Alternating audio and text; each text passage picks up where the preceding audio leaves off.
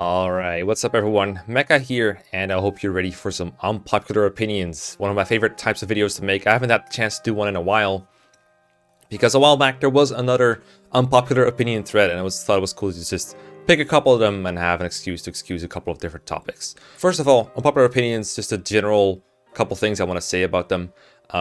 There's a couple of different metrics we can discuss these opinions on. One of them is, are they actually unpopular? And I feel like the majority of opinions that are expressed as unpopular are actually not that unpopular, they're just controversial. I've showed a diagram before that I might edit it again, where it's like, okay, if your opinion is like Eirika good, Dimitri bad, or vice versa, chances are it's not very unpopular. It's probably about 50-50 among the fan base, maybe 1/3 versus 1/3 versus 1/3 for the Golden Deer boys, where it's like, sure, a lot of people agree with you, but about as many people disagree with you, so your opinion isn't very unpopular. There's like a lot of people who disagree with you, sure, but it's still a pretty popular opinion overall if you look at how many people agree with you. Another one we can discuss is, do I agree with it and do you agree with it, which is a completely different discussion. Usually I find the actual unpopular opinions tend to be so far off the mark, so far from what I consider a good opinion, that yeah, they're unpopular, but there's not a whole lot to discuss about them because they're so silly. There's one or two like that in here too. I have trouble finding an unpopular opinion that I actually agree with. I'm sure there's a couple. There's actually one I saw on Twitter a while ago, but let's not get into Twitter right now. Today, we're doing a Reddit thread. I censored all the names. There's no point in seeking these out anymore because the thread was like ages old. So if you reply to them, chances are you end up like that clown that replied to a comment by me from 9 years ago about Pokemon Sword and Shield. Yes, that actually happened. Anyway, let's get into the first one. So, this is actually the original posts that started the thread, and the unpopular opinion expressed in here is, personally, I don't think the Fates games are that bad. They are fun and the story isn't good, but it's still fun. This is a pet peeve of mine. That's opinions about Fates expressed as if they're being done by some kind of oppressed minority.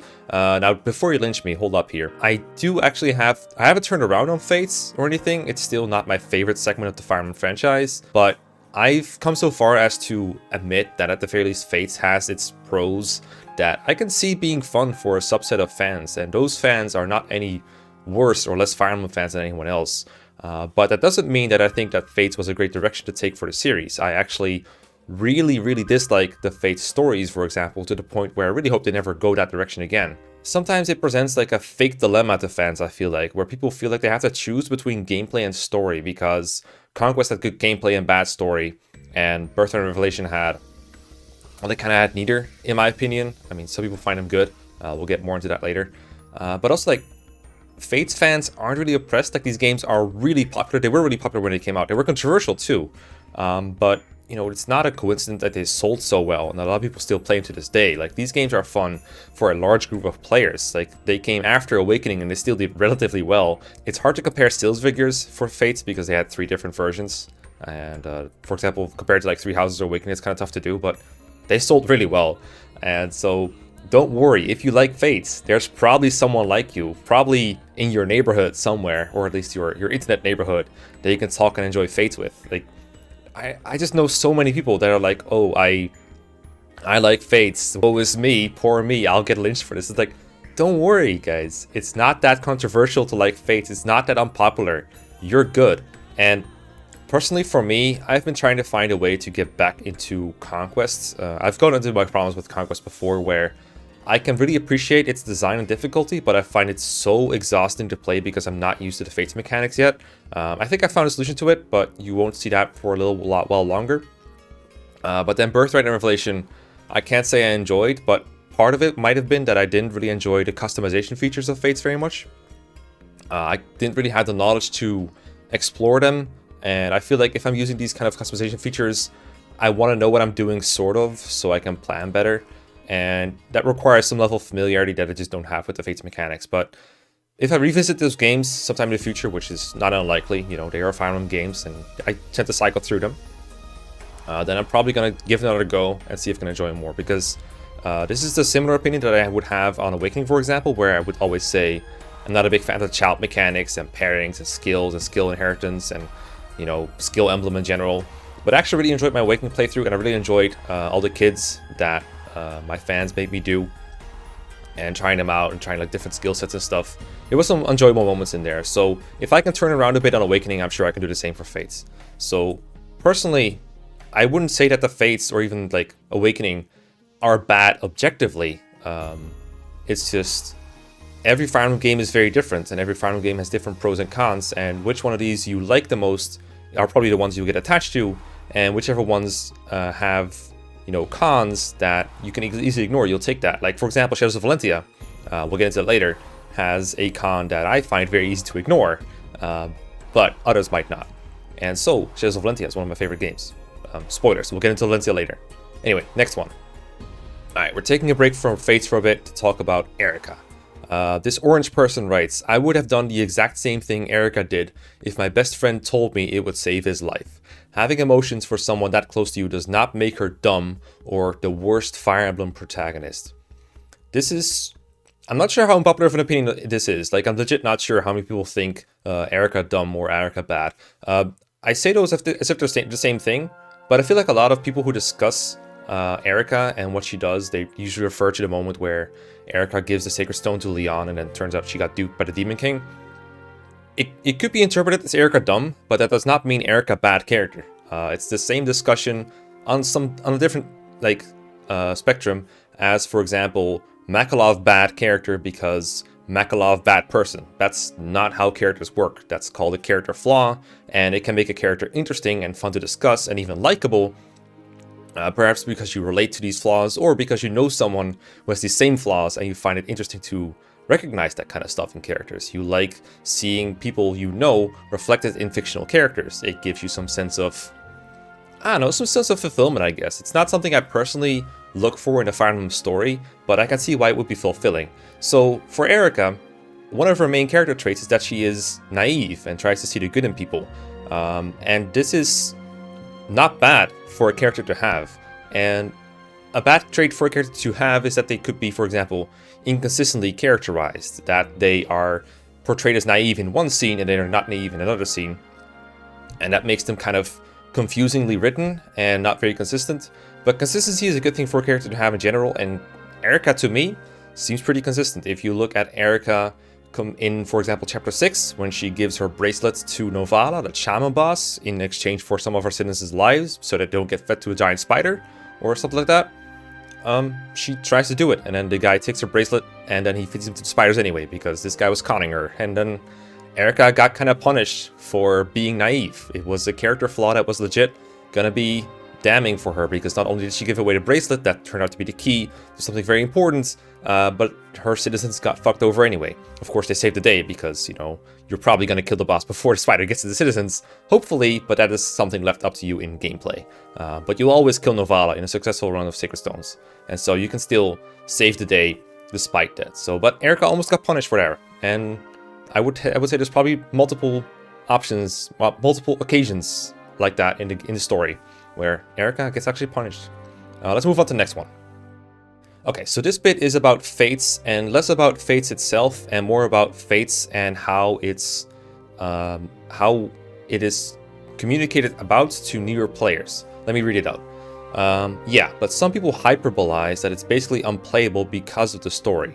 Or at least the loudest people have hyperbolized that. It's a shame because it's created this reputation that causes even newcomers to have to ask, is Fates really that bad? Or, I want to try Fates, but I've heard that's the bad one, instead of just going ahead and playing it themselves. I understand this concern, however, we'll get into that. I don't think this is a super unpopular opinion, but to be fair, Yellow here is replying to someone else that's talking about this, so we don't have to take this as an unpopular opinion itself, but I'm kind of compartmentalizing all the parts about Fates here, so we don't just talk about Fates for an hour straight. Anyway, if people are asking in the general questions thread, for example, what Fire Emblem game to start with, it's a very common question. Sometimes they will wonder about Fates and whether it's good, and I think I've seen that once or twice, where someone asks like, hey, I've heard Fates is kind of bad, should I play it or not? And my usual response, I think the best kind of response to those questions is asking or specifying your recommendations. Asking what are they looking for in a new Fire Emblem game? What Fire Emblem games have you played before, if any? And what do you think is important for your gameplay experience to be enjoyable? If they think the story is really important, I'm going to say I would not recommend Fates to someone. If someone comes off of a game with a story that I find generally high regarded, with characters that I really like, let's just say Path of Radiance for an example, I would not recommend Fates for them. Because I don't think Fates has good writing, and I don't think Fates has characters that I think are enjoyable. There's probably people who disagree with me, but for my personal recommendation, I would not recommend Fates for these kind of people. Instead, I might recommend the sequel Radiant Dawn. I might recommend a game that, even though I don't like the story so much, the characters are likable, like for example Blazing Sword, Blazing Blade as it's called now. I would recommend those kind of games. I might even recommend Awakening over it, just because I think it's a little more honest in its writing. I think Fates' writing is just a tad too childish and a tad too uneasy mode to recommend to people like this, but this is all personal. If someone says, I don't really care for the story, I want good and challenging gameplay, hell yeah, I'm recommending them Conquest. Even though it's not one of my favorites, it generally is going to match what they like the most, and that's in the end like the most important part of recommending stuff to newcomers. As for the reputation that Fates has built up as like being bad in general for newer players, I mean, that it sucks for Fates fans that it feels like that, but at the same time, I just don't think Fates is as good of a complete package as some other Fire Emblem games. Again, my favorite example for like complete packages for games that almost everyone would enjoy, I think would be Path of Radiance, because I think for beginners it has a great combination of both characters and story as well as gameplay. Like, I don't think it's the best in either of those. I think it's not the best gameplay per se in the series, but it's at least like not obnoxiously boring or bad. So I don't have trouble recommending it to people. Or something like, you know, Blazing Blade or Sacred Stones. I think those are fine for beginners as well. But Fates, I don't know, it's just so far removed from the Fire Emblem formula in some ways, specifically storytelling in my opinion, that I don't think it's a great recommendation for someone new to the series. Doesn't mean I think it's objectively bad, but I think it's better for people who just enjoy, you know, pairing characters and, you know, a sandbox game basically, which I personally think not being a sandbox game is a part of Fire Emblem's identity that I enjoy the most, and I think would be the most enjoyable for people who enjoy a lot of the Fire Emblem games that came out before Awakening. And so I would not recommend a sandbox game like Fates. Next on the list, we have this very complexly expressed opinion by Light Green, Lime Green, saying, Leonie, best girl. I mean, I started with the Golden Deer, so I will agree with this one. This is an unpopular opinion. It might be a bit controversial because Leonie gets a lot of flack for her B support with Byleth and a couple of other behavioral traits. I think Leonie, your opinion on Leonie might just depend on whether you start with Golden Deer or not. That's my theory at least, because I think Leonie is one of those characters that comes off as very one-note if you only ever talk to her in a monastery, or even worse, if you only play, for example, her paralogue. I have a theory that people who really don't like Leonie as for being a one-note character might just have recruited her for the paralogue with Linhardt, and that's about it. They didn't really do a whole lot of other reading into her. And as a result, they think she's all about being a cheapskate, because that's kind of how her whole conversation with Linhardt for that paralogue is structured.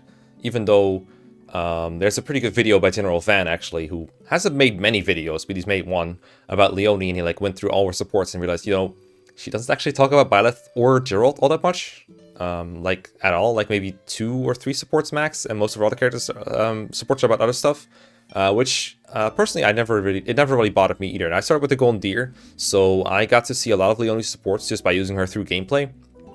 All her supports with the other Golden Deer generally, and then some recruitables as well that I got into my first playthrough.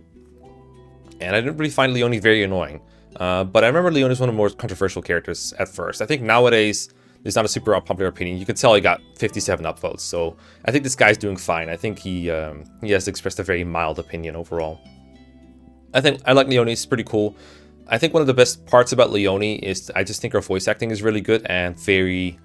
She just feels like a very real person, like a very normal person in some aspects. She hates crippling depth, which I'm sure a lot of people can relate to nowadays.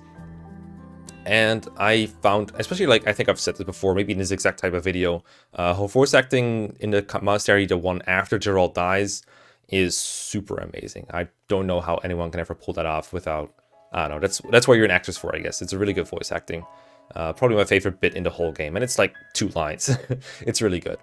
Yeah, Leonie's pretty cool. I wouldn't say she's the best girl in Three Houses, but I don't do best girl debates, so you'll never find out, I guess. Or maybe you will. Alright, somewhat ugly shade of green that I picked says, they should have made an effort to make White Clouds a little more different for each house, especially when one Part 2 only has 6 chapters. This is an opinion I agree with.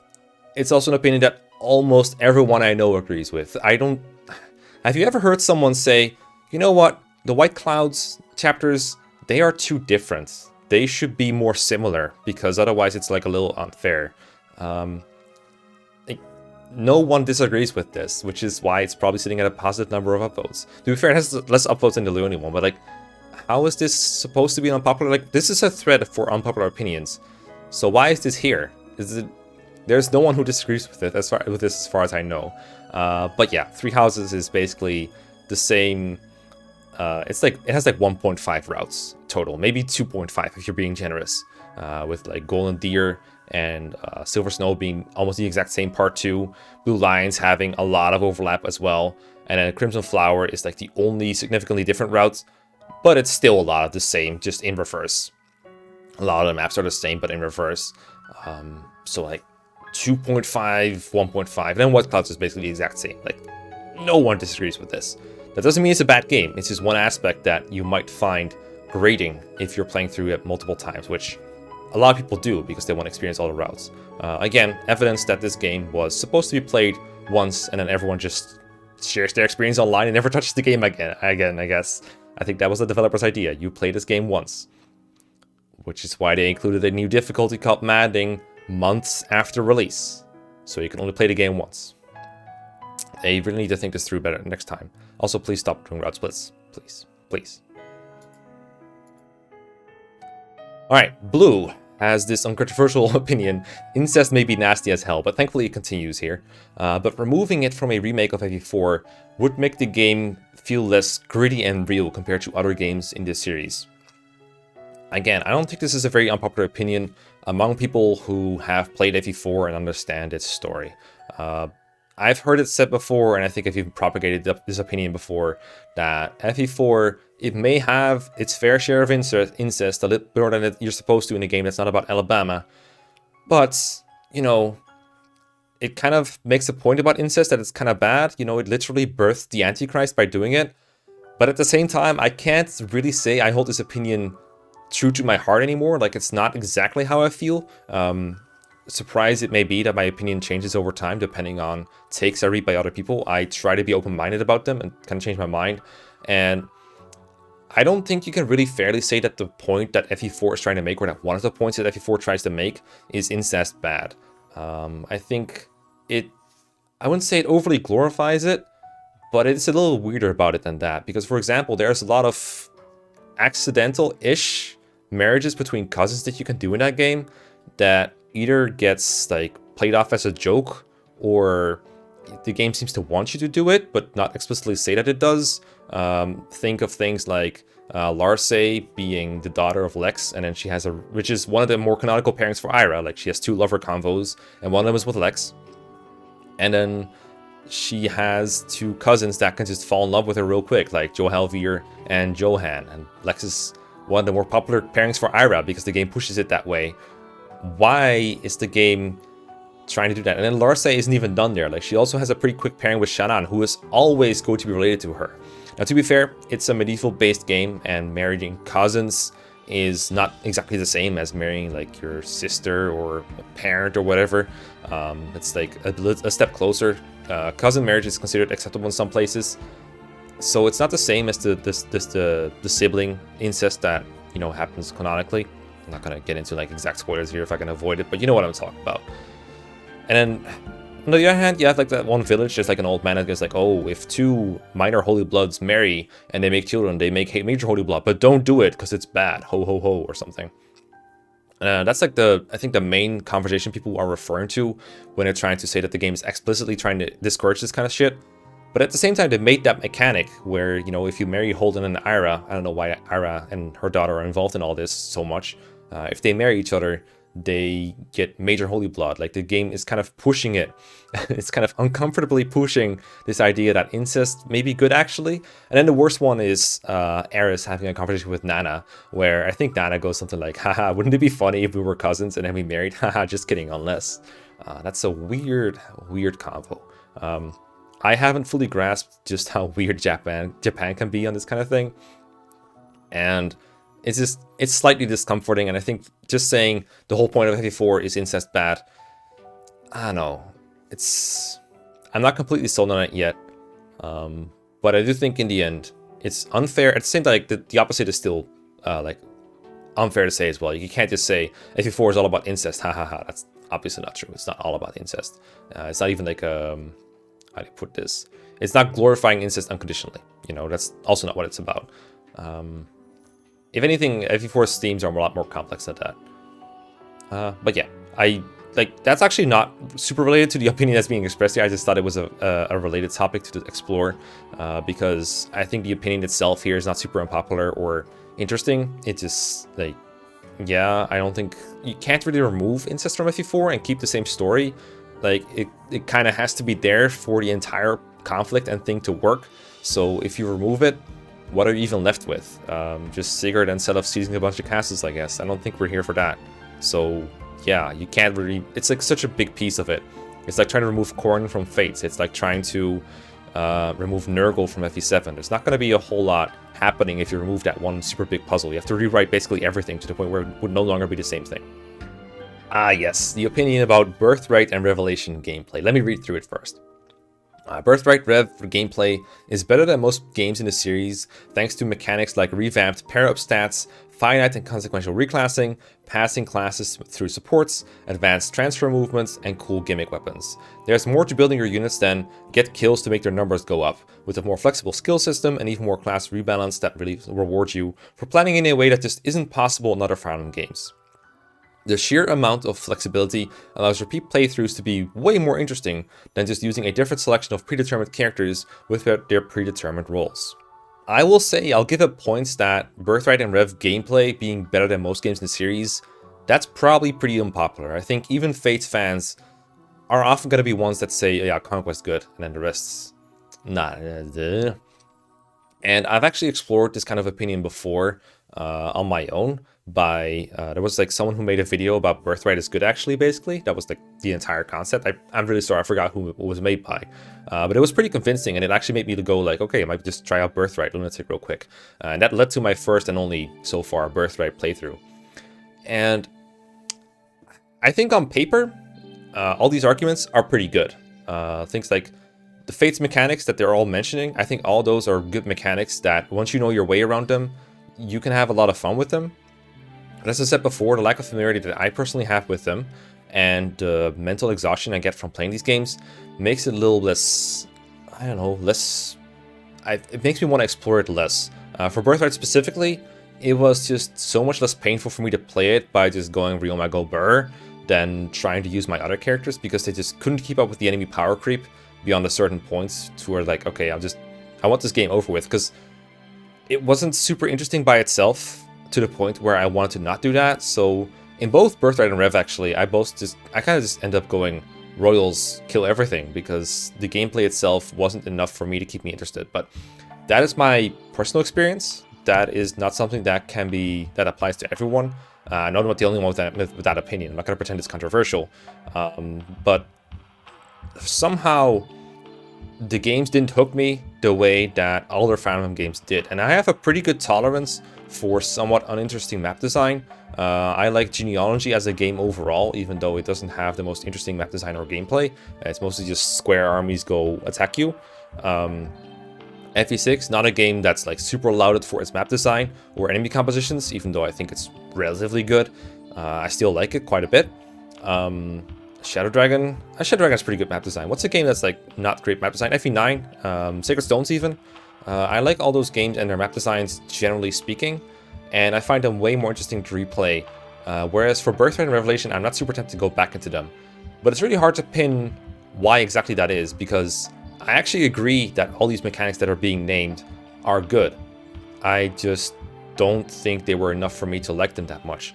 I think part of it for me might be that I don't enjoy doing research on these mechanics to try and use them in a way that I would find interesting or funny. Like, I'm not even talking about finding the optimal builds, but just doing the research period doesn't seem as interesting to me.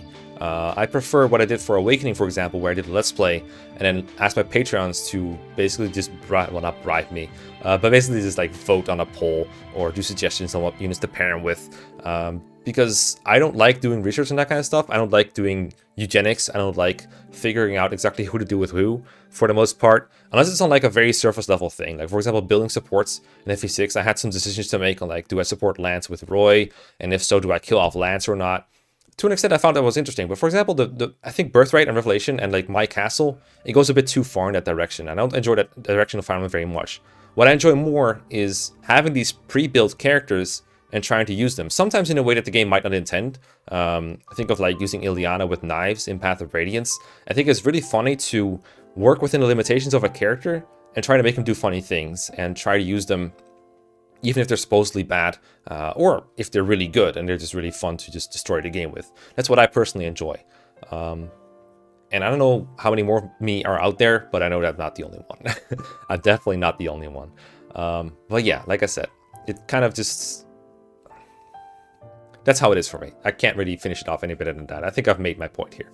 Let's move on to the next one. Alright, we have Sacred Stones is the best FB game. It has the best lords, the best supporting characters, and the best maps. I think this is slightly unpopular because I feel like almost everyone I talk to, and it might be my bubble, has Sacred Stones not at the bottom and not at the top, but like somewhere in the middle. There's people who like it a lot, obviously. There's always exceptions. There's people who just really dislike this game. But it's kind of, usually it's like, Sacred Stones it's kind of there, you know, it's kind of alright. I have noticed something about Sacred Stones. If you take away the fact that the enemies are generally below your power level, especially if you're using the more overpowered characters in the game, especially Seth, then like if you use those, the game is pretty easy overall, even on hard mode. Even if you're not grinding, even if you're not arena abusing. But I've noticed that if you crank up the enemy growth on Sacred Stones, it can become a pretty challenging game because what it does do pretty well is having side objectives, having pincer attacks, having enemy formations that would be challenging if you're not power creeping the enemy to hell and back. And where you're not doing that, it actually gets kind of challenging. And you still get some tools to deal with that are also pretty overpowered. My favorite, of course, being the summoners and their phantoms, being able to distract long-range tomes and stuff like that. That can really trivialize those parts of the map. But something like this, there's Gorgons using stone on you to just literally make you vulnerable to crits and getting hit almost every time. Every time, in fact. Some of the final bosses having insanely high stats.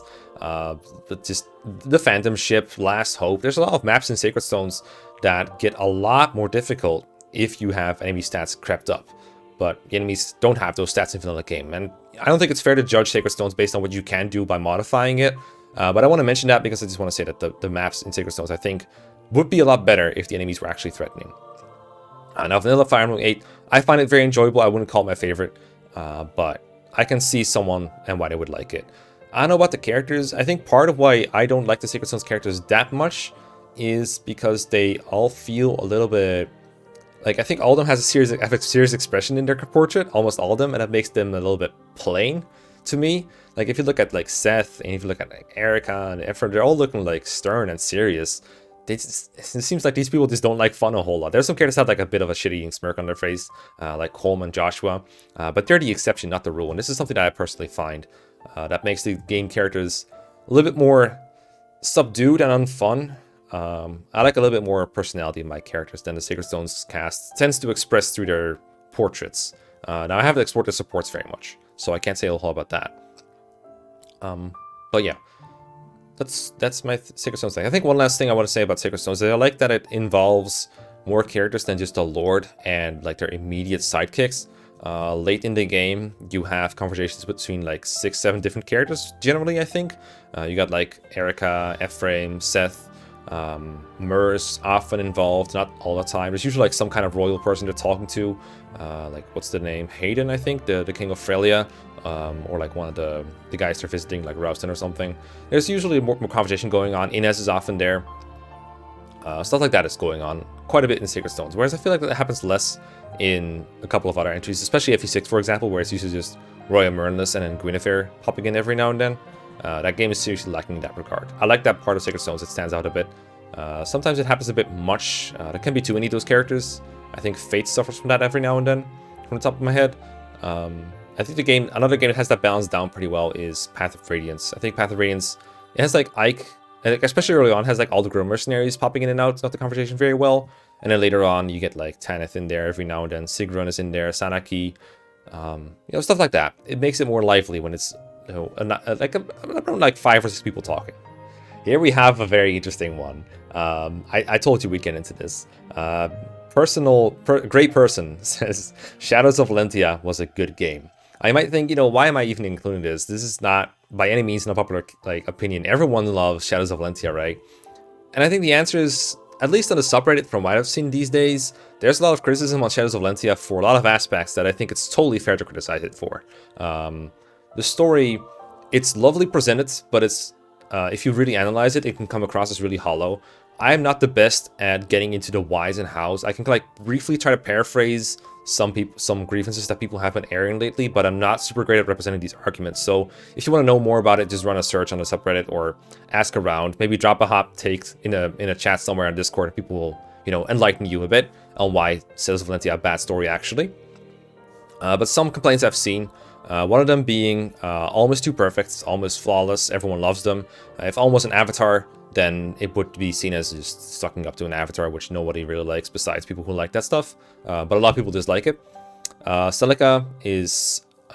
her naivety is overplayed. She doesn't have enough to do. There's too many damsels in distress in Shadows of Valentia. You recruit pretty much every girl. And you might say, well, that's the original Gaiden, right? But then Shadows of Valentia added like 2 more. So... you meet like every girl ever in that game because you have to save them, generally with a guy, generally with Holm. I like that it's subverted a bit with Jesse being saved by Celica, but other than that, I think it's totally fair point to make.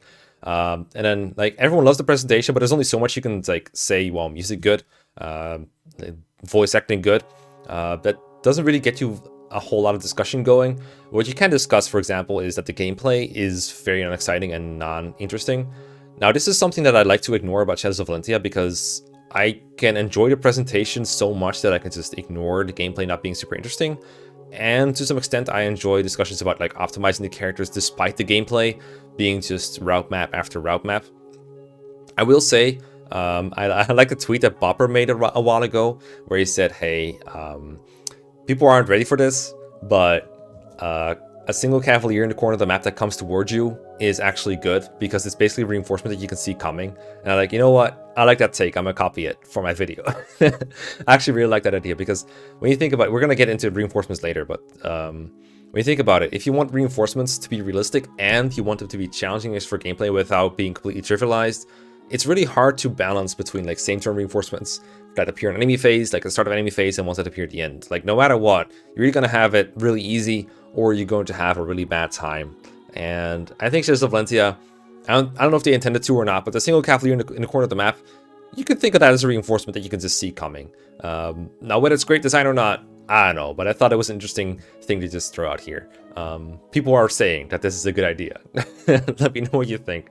But yeah, overall, I find Shadows of Valentia really enjoyable to play, and I've played it twice in somewhat quick succession for an Iron Man stream and a Let's Play, and both of them were really enjoyable experiences, and I love this game to death now. Even though before I thought it was kind of mediocre, but somehow I started appreciating it a lot after my second playthrough, which is weird, but really fun. And I can get lost in it, I can forget everything I'm ever thinking of when playing Shadows of Valentia, and yet that's what counts. And part of that realization that I really enjoyed a game that I was ignoring the flaws of is the reason why I feel a lot more mild about something like Fates, for example, where it's okay, I much better understand now how a personal connection with a video game that you could see is maybe objectively not the best ever is still so dear to your heart. So yeah, that's me with Shadows of Valentia. Okay, pink person. I don't know if you're actually pink. Please don't take offense if you're not actually a pink person. I liked Fates more than I liked Three Houses. Stories and characters aside, the gameplay in Three Houses sucks. It's basically a slightly better echoes Shadows of Valentia, which is terrible because this is the most recent Fire Emblem game right now. Meanwhile, Fates, along with Awakening, have literally the most enjoyable gameplay out of the entire series. I want them to bring back Fates Awakening style of gameplay back in the next Fire Emblem game. Now, I'm not going to repeat myself on this one too much because I've already said a lot about Fates gameplay. I think Three Houses, the depth in the character customization, I can definitely see why you prefer Fates over Three Houses customization. I think Fates is definitely a lot more well thought out and has the maps to go with it. I think it's really hard to argue that Conquest has somehow worse map design than Fates or than Three Houses. I will say though, Awakening, really? Awakening has like, when I was doing research for Awakening for like pairings and just figuring out how stuff worked again, checking the formulas, I found that there was a surprising amount of depth in how it works for Awakening. But my problem with it is that it is very unrewarding within Awakening, because Awakening, every character is just on a sliding scale of going from you have to feed them kills to they kill entire armies with one go, and they're just they get out of control, they snowball super quickly, and there's almost no in between for characters, and the enemy density is so high that if you're not snowballing through entire armies, you're probably suffering, likely, and it's not a fun experience like that. So yeah, I don't think you can call Awakening, but when it comes to like being a strategy game, I prefer the comparison that someone's made before. It's more like a Mosu game, more like a Warriors game, basically. You know, you're just pressing A to killing enemies, and that can be a lot of fun, but for strategic gameplay, it's not something I would recommend. I do not agree that Awakening has like better gameplay than Three Houses. Three Houses gameplay itself has plenty of issues, don't get me wrong, but I do think it's at least unmaddening, engaging and challenging on some level that I think Awakening just doesn't really offer. If you look at Lunatic or Lunatic Plus, I don't know, man. I think Maddening is still better. It's not well play tested, but I think for an actual player challenge and figuring out and using the mechanics to your best, like to your advantage, the best way you possibly can, I think Awakening has that beat. This is me though. Like, it's not the biggest difference. Like I could think of bigger gaps in gameplay levels, in gameplay enjoyableness. But yeah, this is an actual hot take. They should remake Thracia before remaking Genealogy, Blue Amelia Person says. Now, Blue Amelia Person, I disagree completely, and I'm one of the biggest fans of Thracia. I disagree with your opinion, but you have made an unpopular opinion known to the world, and for that, you deserve our applause. Now, but I still think it's interesting to like always explore a bit why they would think this. One of the biggest problems that I have with threads with unpopular opinions is that they are usually just this. Just one line with a take that people disagree with and no reasoning behind it, which makes it very tough to argue with, because like, why is this your opinion? Because it makes no sense to most people. If people could easily see why this is the truth or why they would agree with it, then it wouldn't be an unpopular opinion, it would be popular. So if you're gonna say something unpopular, you might as well like support it. Like, support your opinion, like show your work to class so they can learn from it, right? Because I'm thinking like, why would you want this? Why would you make a midquel, or why would you remake a midquel before you make the thing that it's a midquel off? Because like, to an extent I can understand it, right? Because Thracia in itself is actually a pretty interesting story that works sort of without Genealogy, but I think it would be so much better if you had Genealogy around to appreciate it more. Why would you give the fans Thracia before Genealogy? Now you could say because Thracia is a better game design wise. Why would you like, I can see like, if you, let's say you just don't want Genealogy to be remade, then you're basically also saying, okay, no Genealogy, that might just mean no Thracia. So if that's going to be the case, maybe remake Thracia, just don't remake Genealogy, and then just kind of hope it works out. But I think you still want the Genealogy remake. And if the gameplay from Genealogy is so bad that you don't want to remake it, if you improve it a little, it's not that difficult. Like, Genealogy just needs like a couple buttons, a couple of auto movers to get across the map quicker. I don't think you even have to change the maps themselves very much for the mechanics. You just need to make it more convenient to get through. Give me the option to skip enemy turns. Give me the option to just pair my units up in the auto battle menu and then just let them move towards the enemy a couple turns. And then, you know, what you would do normally with speed up from the emulator, you just do with visual hardware now. I think that's all Genealogy needs to be remotely enjoyable. If you can remake Shadows of Valentia and have a pretty enjoyable game, I think you can make do with Genealogy as well. And then, after you've done that, you can make a pretty good Thracia remake as well, because Thracia is already perfect. Well, it's not perfect, but like, it's really good. It's really good. But doing it before, I think it would also just be a very bad marketing strategy. Why would you buy Thracia if you have no idea what Genealogy is? Yeah, that's, yeah. But I agree with Yellow. Got steam coming off of this take. Funeral of Flowers is the best of the 3 endgame map themes in 3 houses, says Dark Blue that almost matches the Reddit color Dark Blue, at least if you're playing on alt.reddit, which you should be, because new Reddit sucks. Funeral of Flowers is such an amazing track. I don't think that's an unpopular opinion by itself. Of course, it has competition from the Apex of the World and whatever the hell the stupid opera song is called that plays at the end, the Golden Deer. I think I've said it before, I don't really like that one very much. I appreciate the funny in it, but I'm not going to put it on. Funeral of the Flowers is one of my favorites chore musics, actually. It's not a music video, there's no music video. It's just music. But I like to put it on for chores because it's just epic and it makes me feel like a hero for just vacuuming or cleaning my bathroom or whatever. I love Funeral of Flowers a lot, but I think I'm not alone in that. I would rather play Revelation again than Awakening. I'm not saying Rev is a good game though. You know, that's fair, and probably not super unpopular because Awakening is also heavily disliked for its gameplay in the same circles that would dislike Revelation. So, I mean, most people just kind of don't like either. So, not super hot, in my opinion. Also, I think Edelgard's appearance and physical attractiveness are overrated. Her look doesn't really do much for me. I don't like Edelgard's post-time skip look very much. I can appreciate the artist's intent and like all the little references it makes to all kinds of things that I definitely don't know off the top of my head, because otherwise I would be sidestepping it like this. I do love Edelgard's pre-time skip design though. I think her white hair is super cool. Unfortunately, 3 Houses doesn't do a great job of making her look distinct because, you know, school uniforms are like the same for everyone. But when I first saw the trailer for 3 Houses, I thought Edelgard looked hella cool. And that really hasn't changed. I love the Lord designs from 3 Houses. And the Black Eagles have some cool, how you say it, aesthetics going on in their little banner and everything. And I feel like that's part of Edelgard for me. That's why I'm mentioning it. But their post-time skip design, not a big fan. Maybe that's just because I don't have very good associations with post-time skip in the first place. It's by far the most rushed and rough-looking part of 3 Houses. It's the part where like even like the frame rate drops there. Like the game slows down a lot. It just feels a lot less pleasurable to play. And for that reason, everything post-time skip just feels less good to me. But yeah, I'm not super big on post-time skip Edelgard, but pre-time skip Edelgard is hella good looking. Alright, Light Blue says what I said earlier. The unpopular opinion thread seems to be just the Fates good actually thread. Yes, I agree with this one.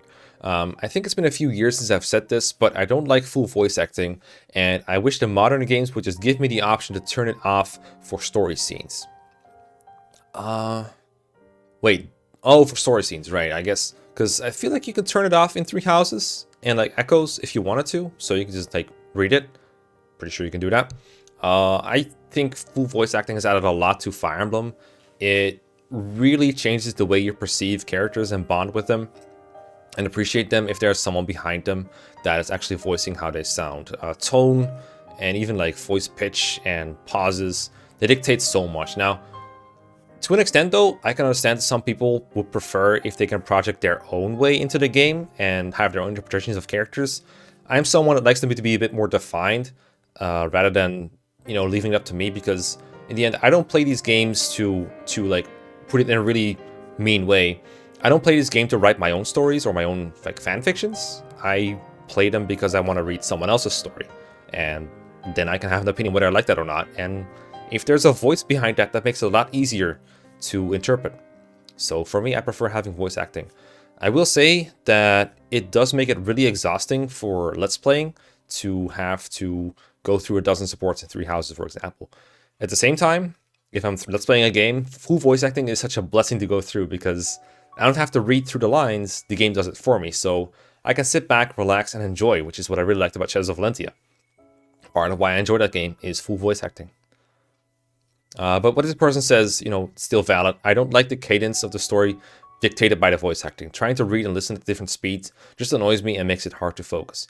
I get it. I have this problem when I'm watching other people's Let's Playing and they are voice acting, especially if they're doing something that I've already read like 1,000 times. I just want to like speed through it, but I can't because they're reading all the lines, and that slows it down, like slows it way the fuck down. I try not to do voice acting in my Let's Play for that reason.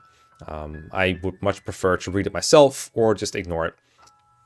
One of those two things, but it doesn't work when you try to read it and listen at the same time. That said, I recommend you, if you're dealing with full voice acting and you want to try to enjoy it, I recommend just don't read, or Just don't try to read ahead of them. Just enjoy the voice acting, and the reading will go on by itself. Like, you don't have to read the whole thing at full speed. But I understand it. I understand the take. It's just, I found it helpful to just focus on the voice acting. Okay, last but not least, we have another speed round. Fate's writing is fine. I'm not going to call it amazing because it's not, but it's hardly the worst thing ever. Well, here you see light green. I don't like it. But, you know, congrats. You made a pretty unpopular opinion, I suppose. I really don't think the Fate's writing is fine. I think if it's that easy to poke holes into, like with such large degree, with this little effort, I think they didn't do enough of a good job of like writing a coherent story. I think they could have done a better job at it. There's objective problems with Fates, I think. You could say that. That doesn't mean don't enjoy it.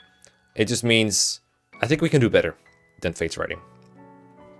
I'm fine with removing Incest from FE4 Remake, but Arvis and Deirdre should stay related, because it's played for disgust and horror, not titillation. Yeah, pretty much. But that does mean you're not removing Incest. You're just removing a lot of Incest. I guess my question would be, what Incest are you removing? If you're referring to the ones I named earlier, like all the Larsa and Eirika examples, then yeah, sure, I'm down. Probably not super unpopular, but I haven't seen it worded like this. Corrin's naivety doesn't bother me because they were raised in isolation. Yeah, so Corrin is consistently naive. You know, you could say kind of like Eirika, for example. So that's fair. My problem isn't really that Corrin has the defined aspect of being naive, but rather that everyone deals with it, and deals with it in a way where they go, okay, go ahead, Corrin, do your thing.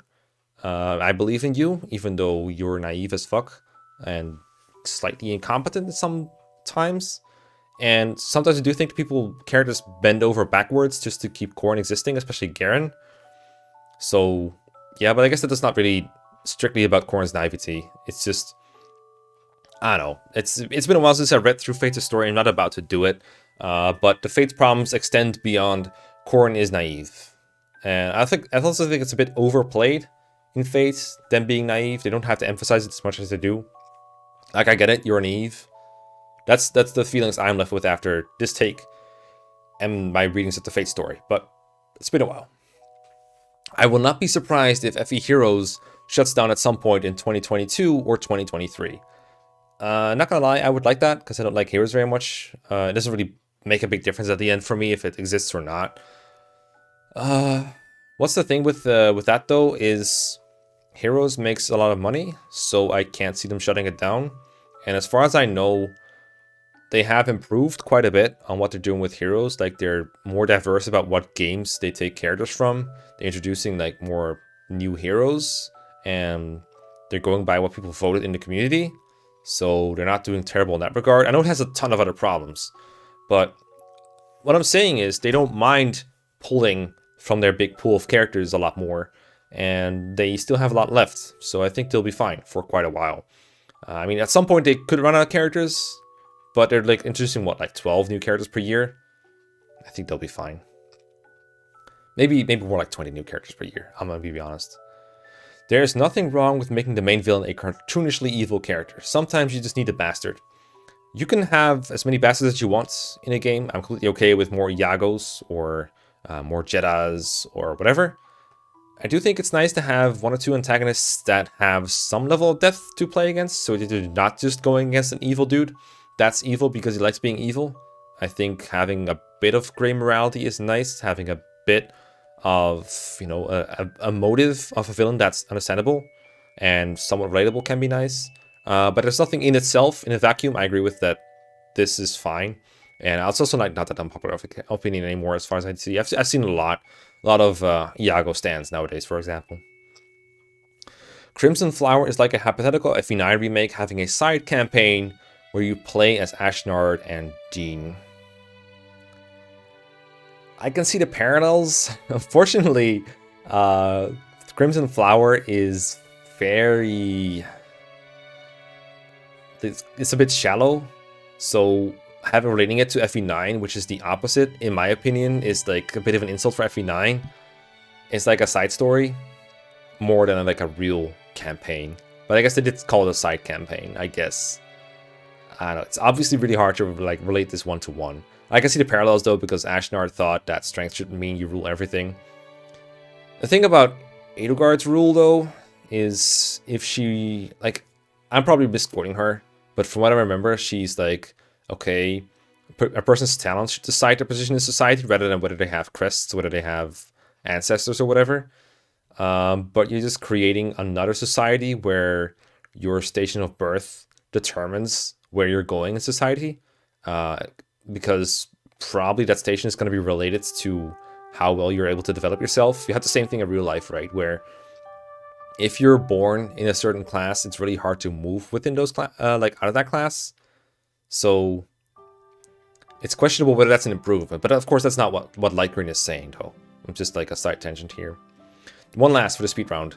I would like one game where the Lord's Nation uses Wyverns as the main flyer type, on the condition that the Wyvern classes get rebalanced to be essentially flying armor units. It's kind of like 2 takes in one, but it's like with the condition, one of them being conditioned for the other.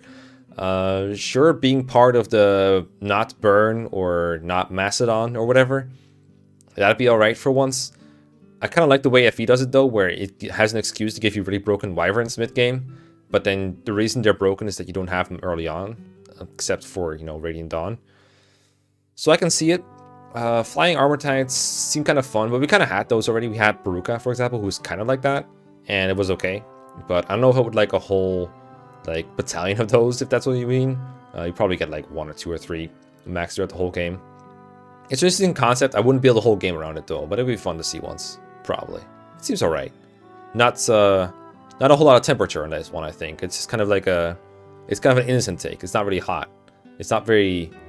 It's probably unpopular just by virtue of people who haven't really said that. I have seen people say before, like, okay, Wyverns need to be balanced a bit better, which is fair. But I think they're balanced by not being around a whole lot. Anyway, those were my hot takes on their hot takes, or not so hot takes, mine or theirs. I hope you enjoyed it. I haven't made one of these videos in a while. It was fun to rant a bit off script, and but now we're like an hour in, and I think we're about done. So let me know what you think and how unpopular you are, or how unpopular your opinion is, and I will see you guys next time. Peace.